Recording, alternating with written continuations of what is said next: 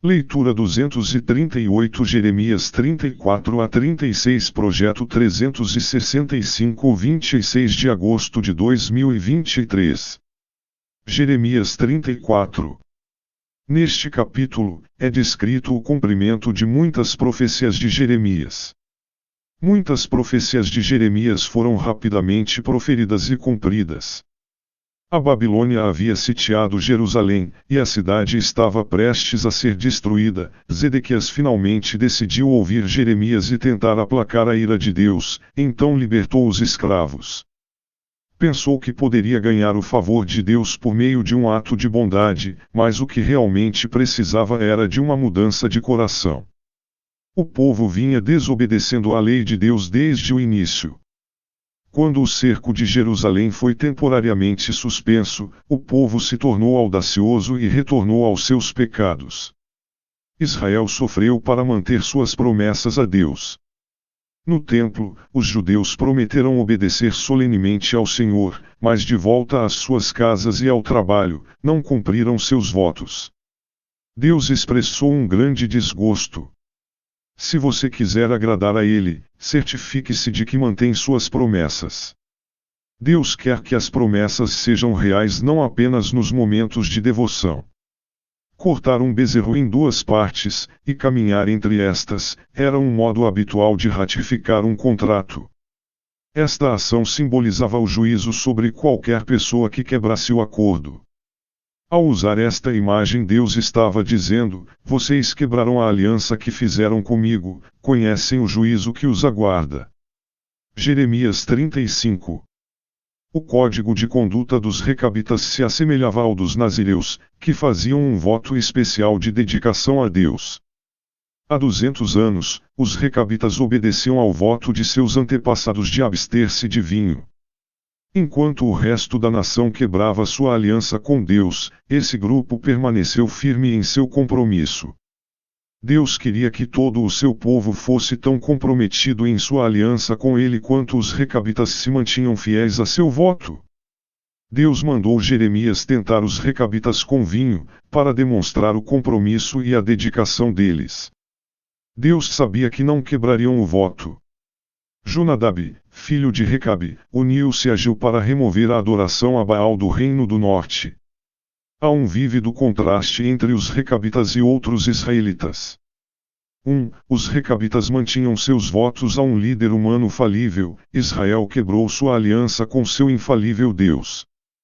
2. Jonadab disse à sua família, certa vez, para não beber vinho, e ela lhe obedeceu. Deus ordenou constantemente que Israel se convertesse de seu pecado, e a nação não atendeu. 3. Os recabitas obedeciam às leis que tratavam de questões temporais. Israel se recusou a obedecer às leis de Deus, relacionadas a questões eternas. 4. Os recabitas obedeciam há 200 anos, Israel desobedecia por centenas de anos. 5. Os recabitas seriam recompensados, Israel seria castigado. Frequentemente, estamos dispostos a observar determinados costumes simplesmente por causa da tradição. No entanto, devemos obedecer muito mais à palavra de Deus, porque é eterna. Jeremias 36.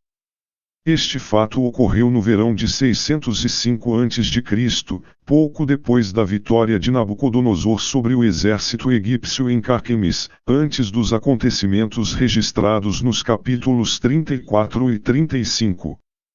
Na antiguidade, a maioria das pessoas não podia ler nem escrever, assim, aqueles que podiam fazê-lo eram muito estimados. Estes homens, chamados de escribas, tinham posições de grande importância e eram muito respeitados por seu conhecimento. Baruque era o escriba de Jeremias. A escrita era frequentemente feita em pergaminho ou em folhas de papiro, que eram costuradas ou coladas e guardadas em longos rolos. Depois do exílio, os escribas se tornaram mestres da lei. Na época do Novo Testamento, os escribas formavam um poderoso partido político. Um tempo de jejum, quando o povo se abstinha dos alimentos para mostrar sua humildade e arrependimento, era frequentemente convocado em períodos de emergência nacional. A Babilônia estava destruindo várias cidades e fechando o cerco contra Jerusalém. Quando o povo foi ao templo, Baruque disse como evitar a futura tragédia, porém Judá se recusou a ouvi-lo. Deus disse a Jeremias que escrevesse suas palavras em um rolo. Como não tinha permissão para ir ao templo, Jeremias pediu ao escriba, Baruque, a quem havia ditado o rolo, que o lesse para as pessoas reunidas lá. Baruque leu para os oficiais e, finalmente, Jeude leu para o rei. Embora este tenha queimado o rolo, não pôde destruir a palavra de Deus. Hoje, muitos tentam colocar a Bíblia de lado ou dizer que contém erros, portanto, não merece confiança. Tais pessoas podem rejeitar a palavra, mas não podem destruí-la, porque ela permanecerá para sempre. Somente 3 líderes protestaram contra o ato funesto de queimar o rolo que continha a palavra de Deus. Isto mostra quão intransigente e insensível para com Deus o povo havia se tornado.